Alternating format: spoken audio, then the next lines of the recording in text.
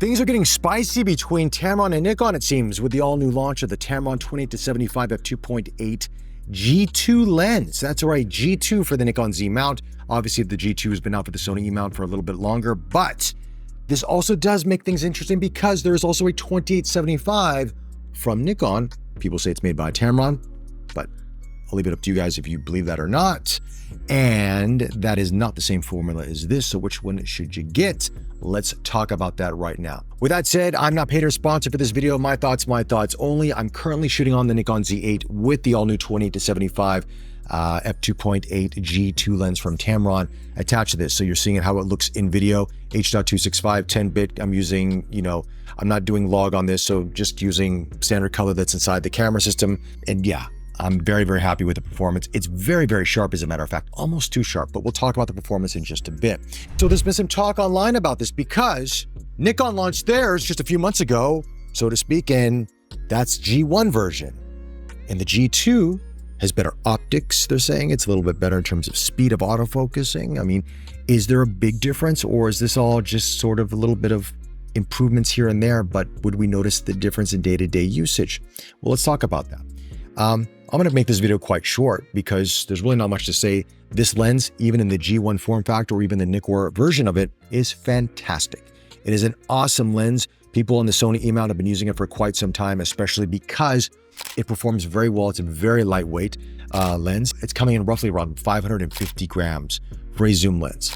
It's very light on the Nikon Z8. I was shooting around with it for the past week and a half, and I like the lens a lot. You're going to get some fantastic sharp images out of this, regardless of what focal length you're at, from 28-75. It is very, very sharp.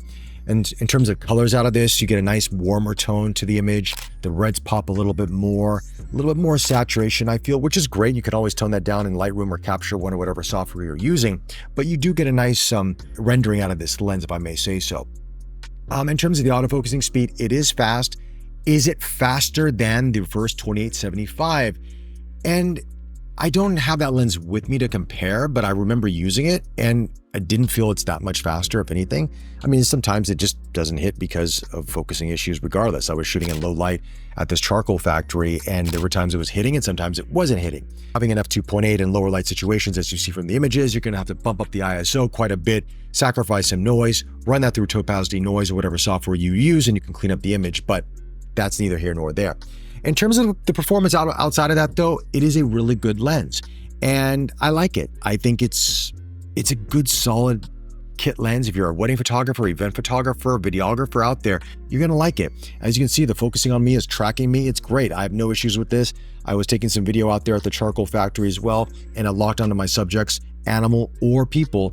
No issues at all with it whatsoever. In terms of flare reduction, it's great. I didn't really see any ghosting coming into play. It's very well controlled.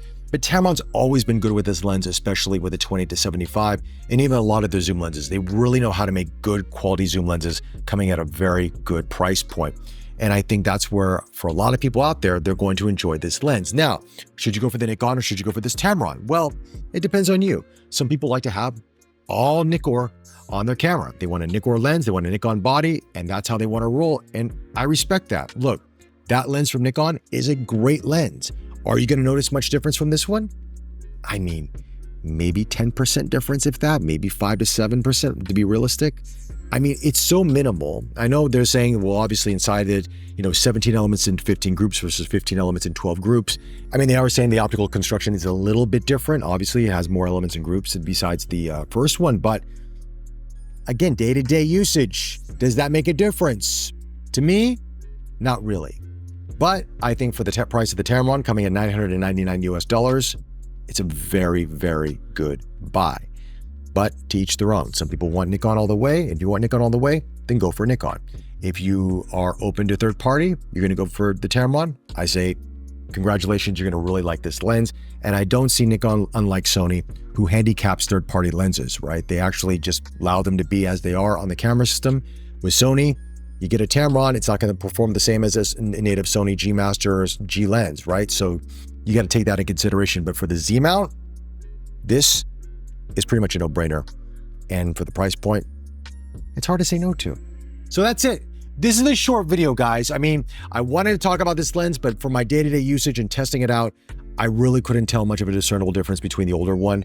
Maybe it's a slightly sharper, maybe a little bit faster autofocus, but that's it. Anyway, guys, if you like this video, hit that like button, subscribe to the channel. More content on the way. Thanks again for the support, and I will chat to you soon.